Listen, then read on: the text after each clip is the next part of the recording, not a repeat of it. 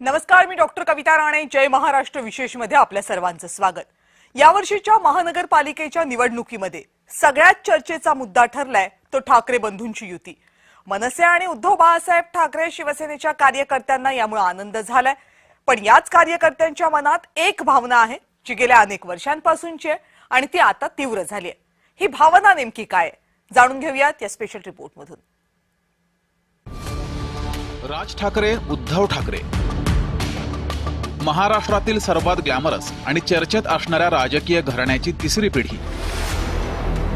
2005 साली राज ठाकरे शिवसेनेतून बाहेर पडले आणि काही महिन्यातच म्हणजेच मार्च 2006 मध्ये स्वतःचा पक्ष काढला. त्यानंतर पुलाखालून बरंच पाणी वाहून गेले. यंदाच्या पालिका निवडणुकीसाठी ठाकरे बंधू एकत्र आलेत. शनिवारी तर राज ठाकरे सेना भवनात जाणार आहेत. हे सगळं पाहून मनसे आणि ठाकरे गटाच्या कार्यकर्त्यांच्या मनात एक भावना सारखी येतेय, ती म्हणजे भविष्यातही राज ठाकरेंनी सेना भवनात यावं, पण मनसे नेते म्हणून नाही तर शिवसेनेचे प्रमुख म्हणून. होय, जय महाराष्ट्रकडे अनेक कार्यकर्त्यांनी ही भावना व्यक्त केली आहे आणि आतली माहिती अशी आहे की राज ठाकरे आणि उद्धव ठाकरे यांच्यातही याबाबत प्राथमिक चर्चा सुरू आहे. राज ठाकरेंबद्दल कार्यकर्त्यांना नेमकं काय वाटतंय पाहूयात ग्राफिक्सच्या माध्यमातून. 2005 साली शिवसेना सोडून गेलेल्या राज ठाकरेंनी परत यावं. उद्धव ठाकरेंनी शिवसेनेची धुरा राज ठाकरे यांच्याकडे सोपवावी. उद्धव ठाकरेंनी मार्गदर्शक भूमिकेमध्ये राहावं. आदित्य ठाकरे, अमित ठाकरे यांनी एकदिलानं सोबत काम करावं.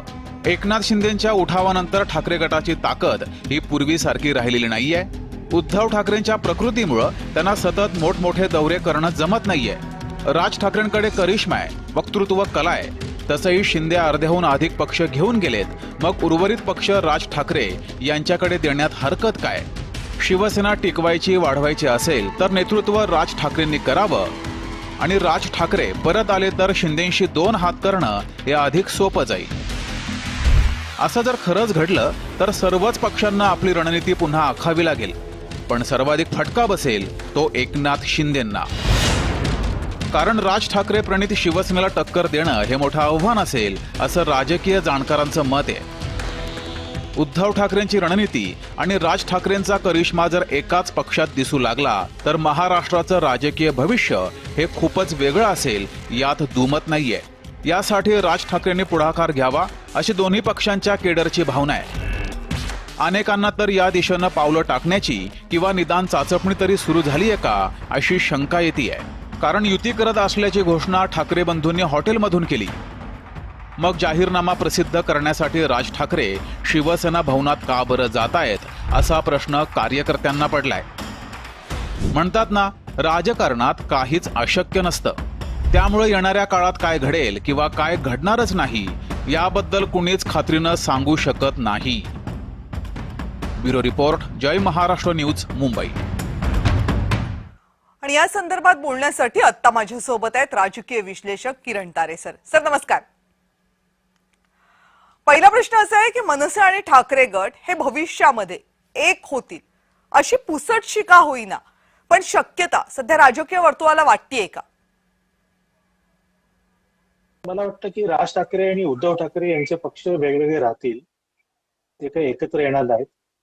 म्हणजे त्यांच्या पक्षामध्ये युती झाली हे ठीक आहे, पण त्या दोघे पक्षांचं विलिनीकरण होऊन एकच पक्ष अस्तित्वात असेल असं काही होईल असं मला वाटत नाही. कारण मनसेला पण त्यांचं स्वतंत्र अस्तित्व ठेवायचं आहे आणि एकत्र त्यांना यायचं असतं याच्यापूर्वी तर मुळात फाटाफूट झालीच नसती. त्यामुळे मनसे आपलं स्वतंत्र अस्तित्व कायम ठेवेल, शिवसेना आपलं स्वतंत्र अस्तित्व कायम ठेवेल. त्यांची राजकीय युती होऊ शकते, पण त्यांचं एकत्रीकरण होईल किंवा त्यांचं एकमेकांमध्ये विलिनीकरण होईल असं काही मला वाटत नाही. बरं, हे दोनही भाऊ सर एकत्र आलेत, पण भविष्यामध्ये जर ते एक झाले आणि जर तसं झालं तर महाराष्ट्र कसा प्रतिसाद देईल? महाराष्ट्रामध्ये ठाकरेंची एक हाती सत्ता हे दोघे जण एकत्र आल्यानंतर येण्याची काही शक्यता निर्माण होऊ शकते?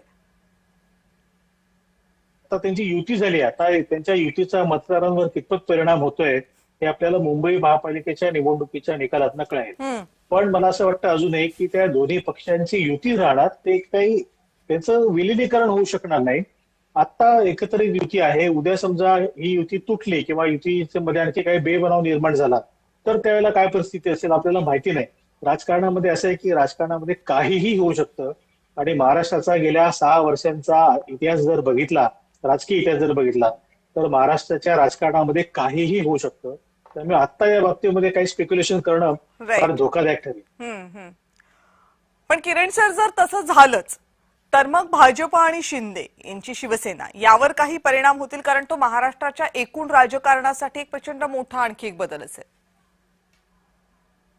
नाही, पण जर तर त्या गोष्टी आहेत ना सगळ्या, अजून आपल्याला काहीच माहिती नाही. आता तर मुंबई महापालिकेच्या निकालातनं ठरेल काय होतंय ते, त्याच्यातनं जरा दिशा कळेल.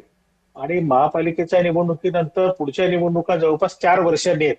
त्यामुळे या 4 वर्षाच्या कालावधीमध्ये काय होतंय हे आपल्याला माहितीच नाही अजून काय. तर खरी टेस्ट होणार ही मुंबई महापालिकेमध्ये. मुंबई महापालिकेमध्ये ठाकरे बंधूंची सत्ता आली तर ते एकत्र राहतील, सत्ता नाही आली तर काय, हा प्रश्न निर्माण होतोच की. त्यामुळे आता काही बोलणं जरा अवघड आहे.